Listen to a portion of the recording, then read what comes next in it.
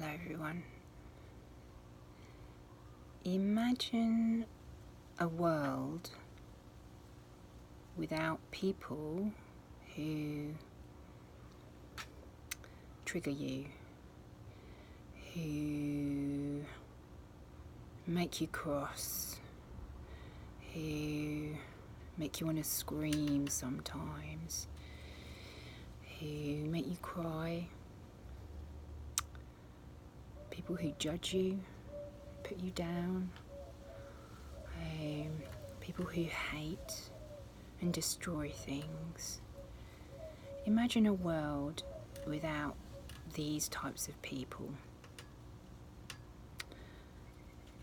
And then I just want you to, just for a minute, think about what that actually is, because when you have someone that triggers you, no matter what degree they trigger you, or disturb you in some way, it's happening to you, inside you, and you are able to, it gives you the opportunity to look inside yourself and examine how you feel about that. How does it make you feel? What's it doing to you? Now, this is mindfulness. This is what I practice all the time. A mindfulness practice is so useful because it draws you into the world where no matter what anyone is doing around you, no matter what they're doing, eventually the only world that really matters is the world that's inside you, because that's the only place that's real. That's the only place where you have feelings, where you connect with yourself, your higher self, whatever you want to call it. The higher self is the bit that I call Holy Spirit, or Spirit, or God Self, the God part of you, the part of you that is deciding or choosing to do things that sometimes you're not actually aware of. And as you get closer to that bit of you, that heart center, the part of you that's really deep, as you become closer and more acquainted with this part of yourself, you can start to understand that these things that are triggering you are there to help you to see that we live in a world where stuff that we call bad things, or things that happen to us, is only there because we've chosen it to be there. We've chosen to create these things. We've chosen to have these people, and the people that wind you up the most, the ones that are the biggest triggers in your life, are the ones who are indicating to you the most where you need to look at how you feel, because it's like a lesson through the eyes of someone else. When you look at someone else, it's a mirror of you. Even people who are committing the worst crimes that we find really hard to accept, I know I do, especially crimes towards children and animals, the creatures of this world that are the most vulnerable and the most helpless, or we consider them to be helpless and vulnerable, but are they? They've chosen to be here too. So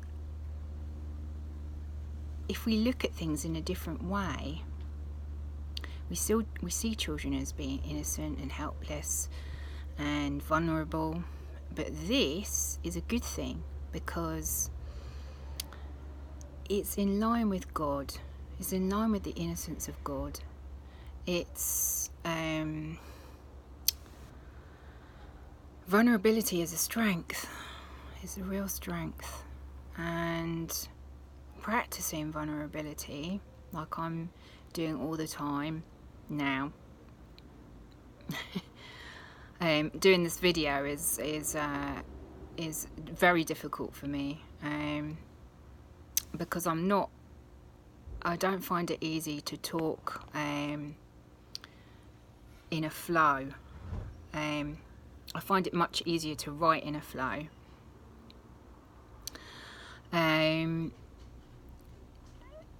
But I think all forms of communication are valid, no matter what your style is or how you communicate. Talking for me doesn't come easily, but I love connecting with people because I love loving. So I love to show my passion and my love, and I love people to see that in me.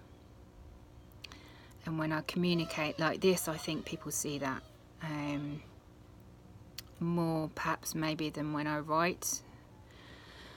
I mean, it's an experiment for me as well, doing these videos, because I really believe that things happen at the right time. So if you feel inside you that that's what you want to do, it's probably right. It's probably something that you need to do. Just like when you crave a certain type of food, it's probably the right thing. It's your higher self, your God self saying to you, you need to go to your heart and feed yourself and nourish yourself.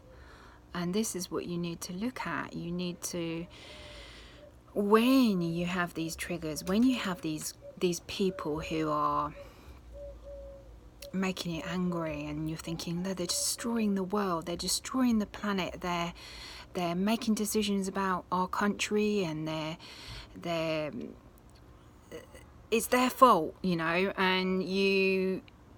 but what's it doing to you? How's it making you feel?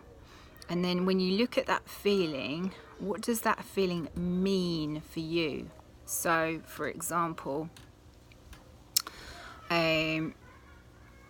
if someone in politics or in power, to be honest, I don't really follow politics. I don't really know too much what's going on in the world. Now, some people are going to judge me for that. Feel free. I'm completely I don't mind if people want to judge me for doing these videos. I know that people will, because it's in our nature to do that, and this is what we've learned. And I know I'm judging people all the time as well, so feel free to judge me for not being up with the news and what's going on in the world. But to me, this is not an important part of my life, because I know that I cannot control other people. I know that I can't change other people. I can only change me and how I'm experiencing things and what decisions I make that I want in my life. And I know if I operate from that space, that heart space of love, and paying attention to me, then everything, there's lots of butterflies in our garden this year, everything is going to be okay. It really feels like that. I'm really trying to go from how I feel and not from the bombarding thoughts of the ego that come into my mind, or what I must do, what I must wear, what I must look like, how I should be with people. These are the thoughts and the mindset of the world, and this world has never done us any good. What good does it do us to put ourselves down and, you know, criticize ourselves and judge ourselves and be afraid of everything and feel like we have to survive? I think once we surrender to the part of ourself that is God, that this part is greater, we realise that all of these things that we've called to ourselves are lessons. And some of the greatest lessons come in the most horrific form. I think a really good example of this is Hitler and what he did.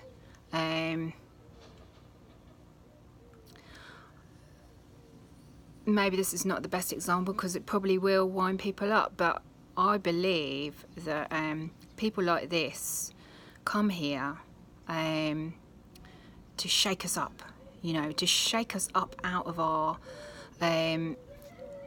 obliviousness to ourselves and how we treat other people, how we treat ourselves. Because if each and every one of us was to look inside ourselves, including people like people in the world who seem to be completely unaware of themselves, if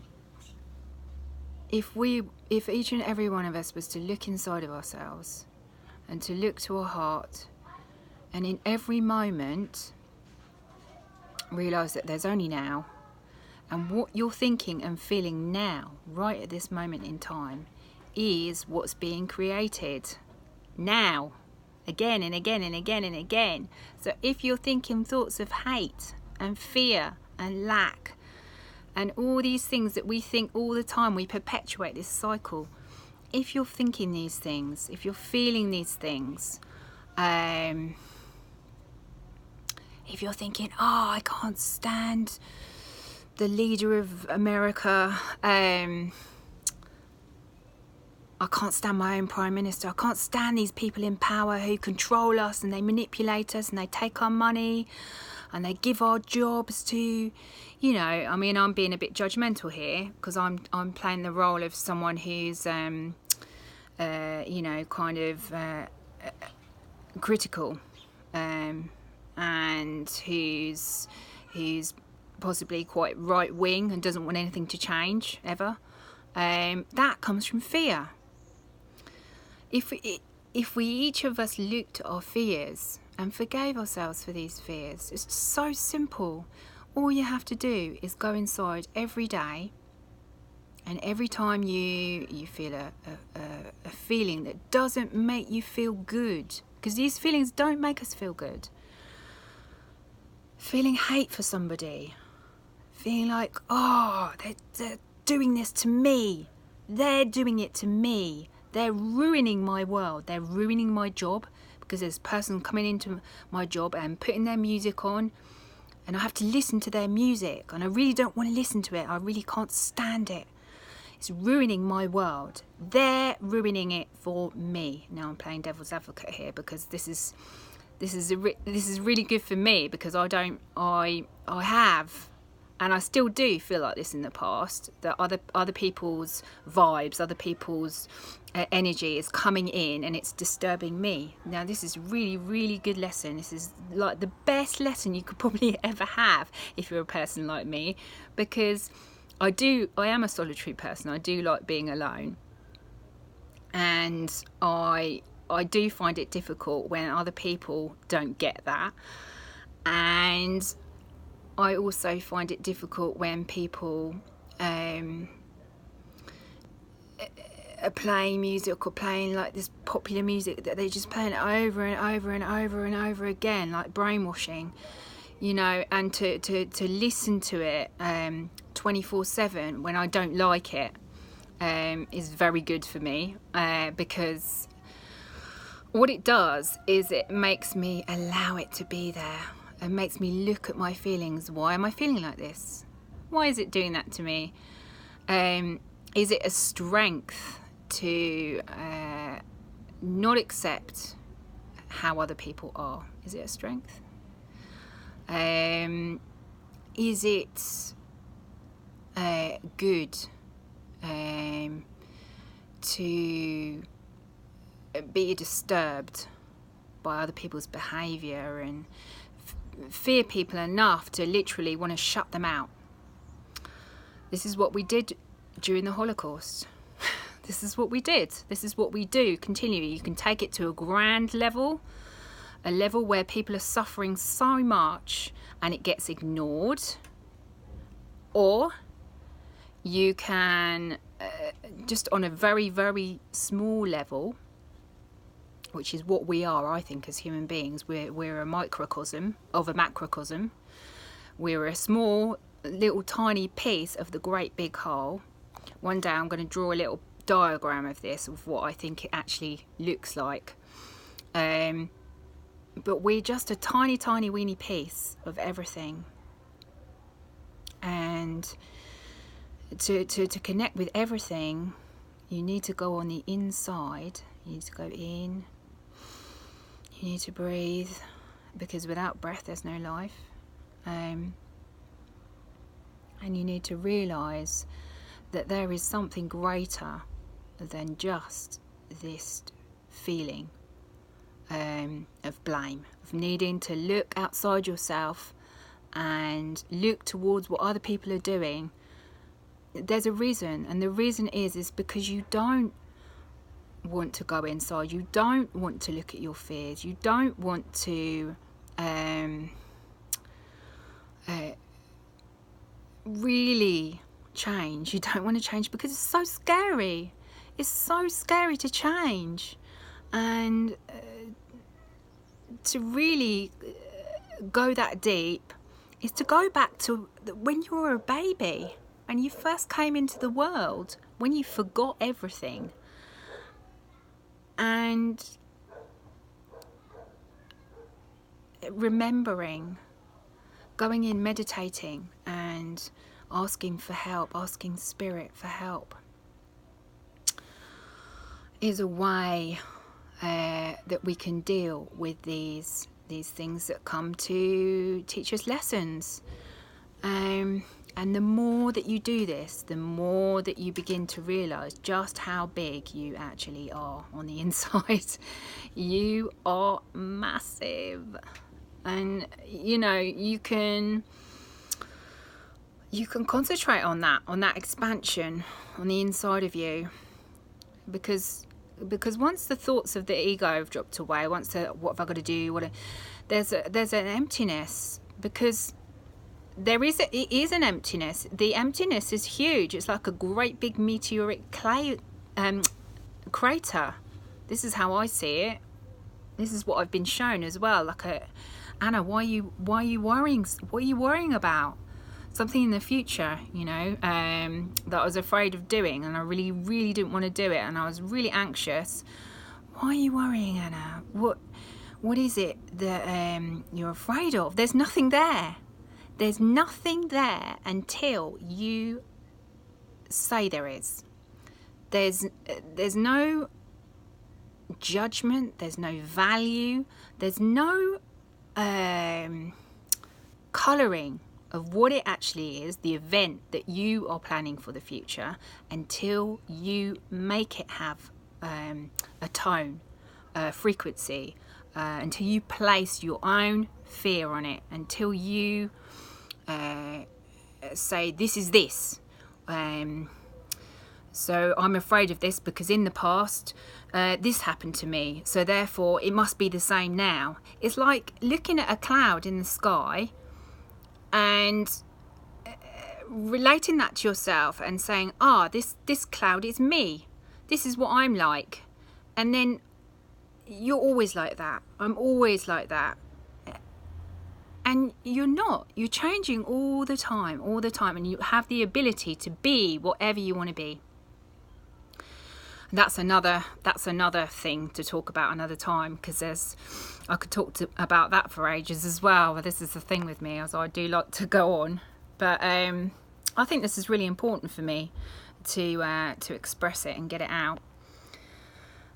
When you go in and meditate, once you start meditating in such a way where you're asking for help with these lessons that come to freak you out sometimes, and they're scary. It's scary. Life can be really scary sometimes. It is for me. Fear is one of my main things, I think, and lack of self-love. I think these are the two main things for me. Yes, I am judgmental, and I think it does come from, that's a kind of karmic thing, I think, coming from my family. I'm very judgmental. Well, I forgive myself a lot more for that. But just going back to the point of when you meditate, the main thing that I've noticed when I meditate now, if I get into a deep meditation, don't always get into a deep meditation, but if I do, I connect with my spirit guides, I connect to spirit. Now I've been told that spirit is the most like you, how you think. It is you, basically. It's a higher form of you. It is your actual self. It is the part of you that is God. So it's going to sound like you. So sometimes it's hard to differentiate between the voice of you, your fear voice.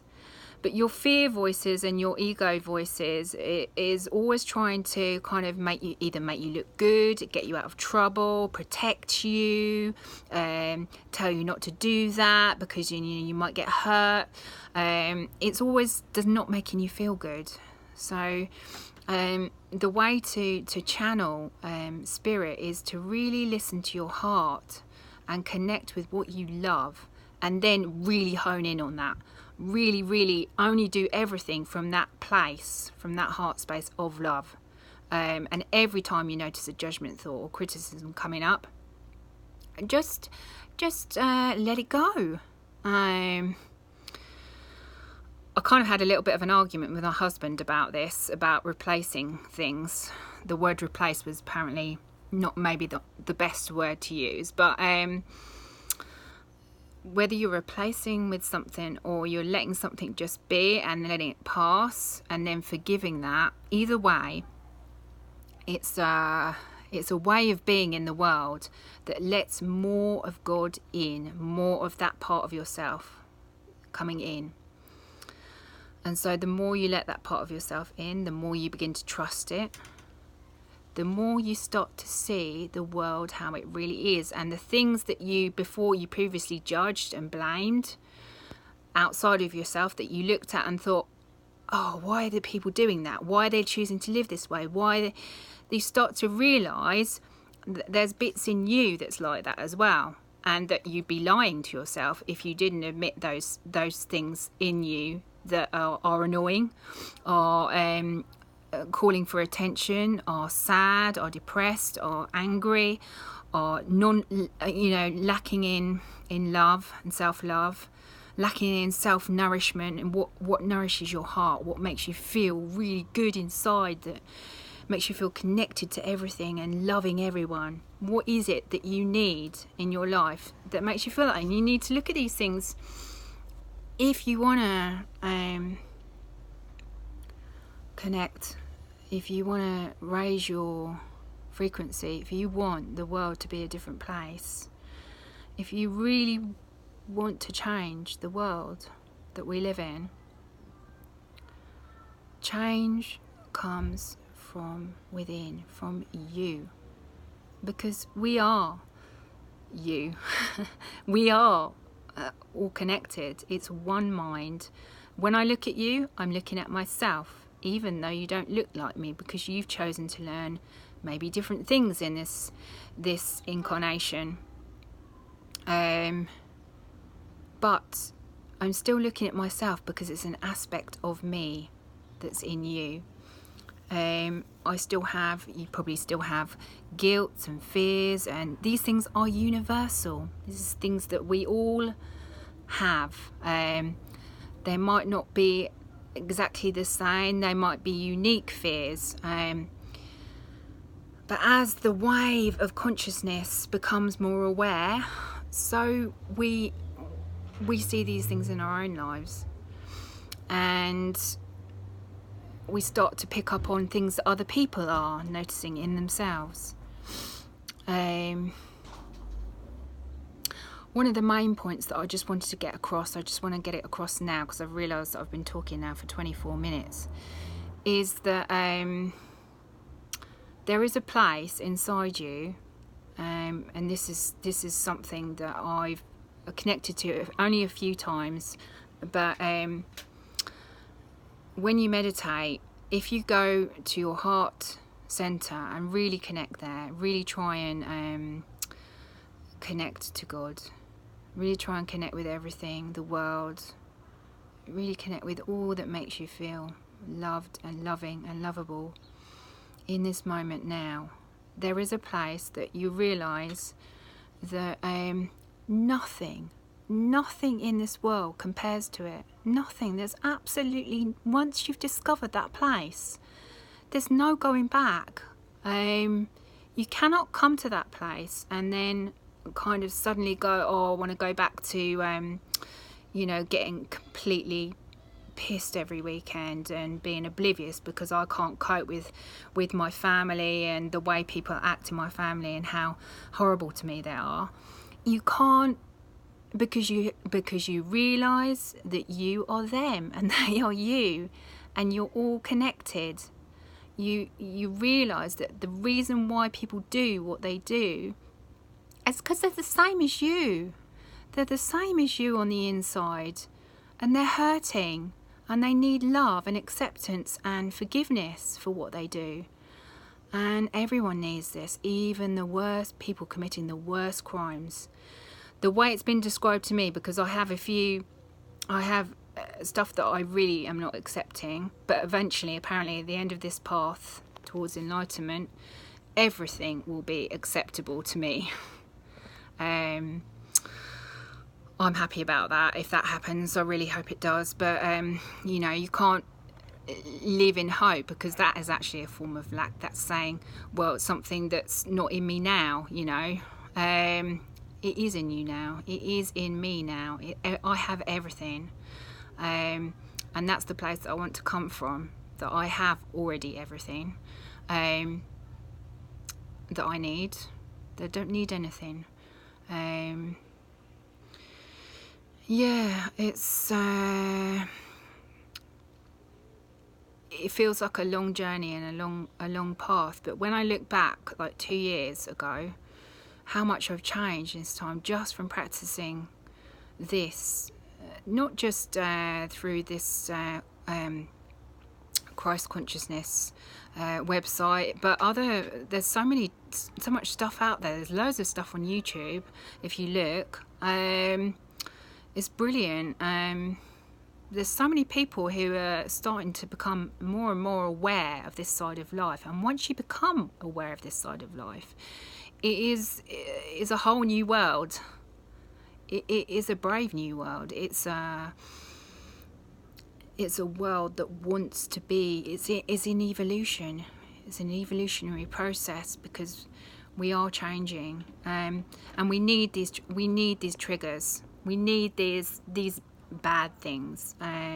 We need these things to happen to wake us up to ourselves, because we're part of it too. We're causing these things to happen, and we can change it if we change ourselves on the inside. That's all you need to do. All you need to do is look at yourself, and that's the road to freedom. That is freedom.